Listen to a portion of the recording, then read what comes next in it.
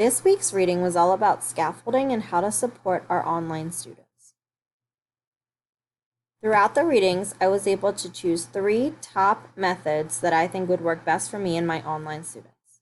The first is communicating instructions and expectations. The second is establishing patterns. And the third is having organized and accessible information and tools.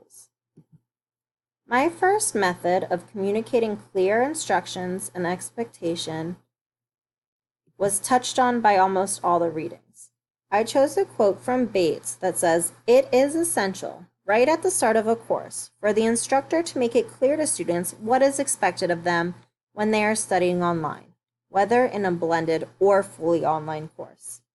I think this is a great quote, and it is for any class, face-to-face or online, to clearly set expectations in the beginning of a course so students know throughout the year what is expected of them, but especially online when you can't constantly observe students, to have your expectations posted somewhere where students can refer back to what is expected of them and what they should be doing.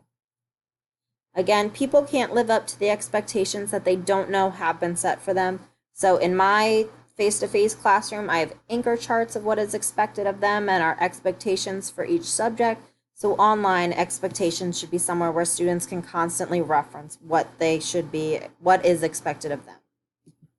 In order to do this online, providing screencasts, especially with new tools, so students know how to use it and what is expected of them. Rubrics are a great way to help students know how to be successful.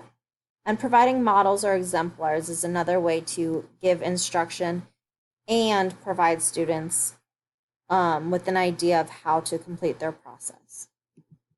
My second method of establishing patterns was really touched on by Lawrence Reagan. And I chose this longer quote that is basically saying having predictable patterns helps the students take over and control their learning. They better understand what's coming up, how to plan for it, and are just more likely to be more successful when there's a predictable pattern of the course. Ways to establish patterns: I would have a consistent schedule, having the same expectations throughout each week and having a similar structure. Just like face-to-face classrooms, when we always have the same amount of centers, students know how many centers they'll be going to, how long it is.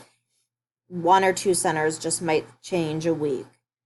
And having similar activities is the same way, having the same games, but maybe switching some words or a concept that's in the game. So students know what they're doing in advance. It's just a few aspects of the activities are changing.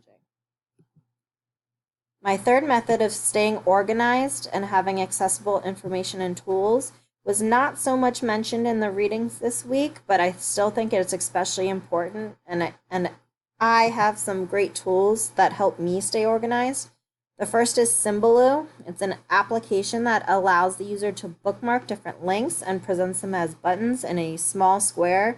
I usually have my Symbaloo linked onto my Google Classroom. Google Classroom is a great way to share all the Google application and even quick links, and to organize assignments for your class. And last is a new one that I found, Asana.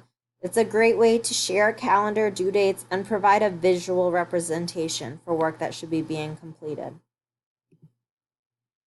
With blended and online classrooms, the roles of teachers is constantly evolving. Without constant observation and immediate feedback from students' body language and faces, blended and online classes require more planning and more flexibility when students email questions throughout the day and have many questions. It also is a harder job because of the transition it takes for students to get online. And Morrison did a great job talking about the challenges for transitioning students to a blended or an online class.